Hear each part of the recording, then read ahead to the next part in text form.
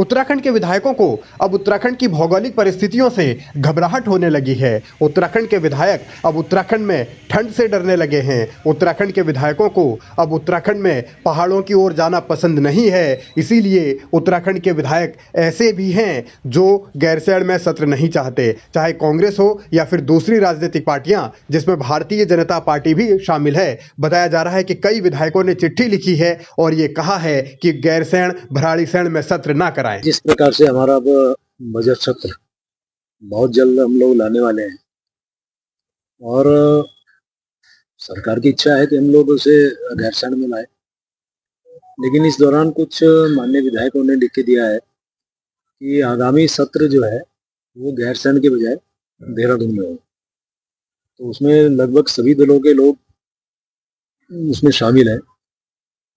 अब चूंकि कई चीजें देखी जाती हैं, सामान्य रूप से जब वहां पर सत्र होगा, ये बात तो ठीक है, वहां बहुत ठंड होगी और हमने तो ठंड के दौरान भी वहां पे सत्र किए हैं। ये परिस्थिति को देखते हुए तय करेंगे कि हम लोग सत्र कहाँ करें, क्योंकि माननीय विधायकों की भावनाओं को भी हमें देखना होगा। सभी चीज देखते हुए तब निर्णय लेंगे कि सत्र हम कहाँ पे आयोजित करें।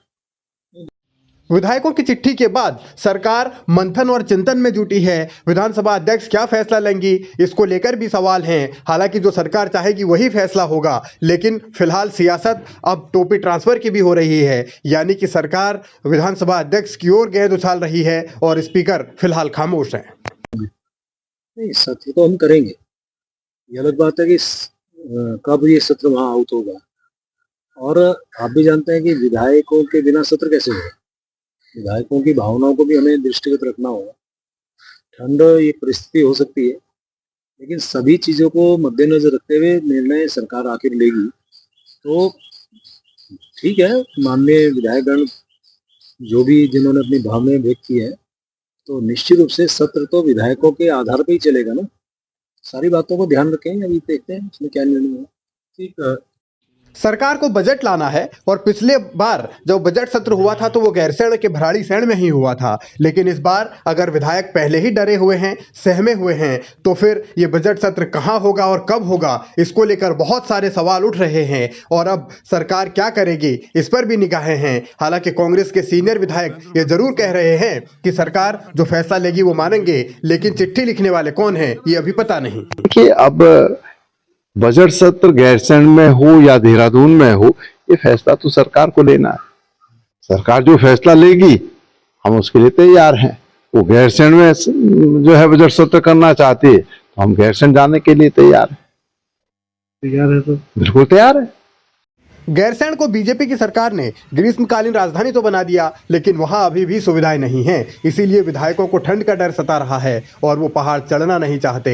इसका मतलब ये कि सरकार ने जो किया क्या सिर्फ दिखावे के लिए किया, और यही बात हरीश रावत भी पूछ रहे हैं। और उन्होंने तो विधायकों की कार्यप्रणाली को भी कटघरे में खड़ा किया है और उन्होंने पूछा है कि जब बजट सत्र हिमाचल और मेघालय में पहाड़ी इलाकों में हो सकता है तो उत्तराखंड में क्यों नहीं हो सकता। और ये सब कुछ ऐसे हो रहा है कि पहाड़ के इलाके कैसे खाली हो रहे हैं, क्या चुनौतियां हैं, वो भी उन्होंने बताई हैं। लेकिन जब विधायक ही पहाड़ नहीं चढ़ना चाहते तो फिर उत्तराखंड में इस ग्रीष्मकालीन राजधानी का फायदा क्या है। और जब विधायकों को ठंड लग रही है तो उन पहाड़ी इलाकों में लोग कैसे रहते होंगे, ये भी सोचने का सवाल है।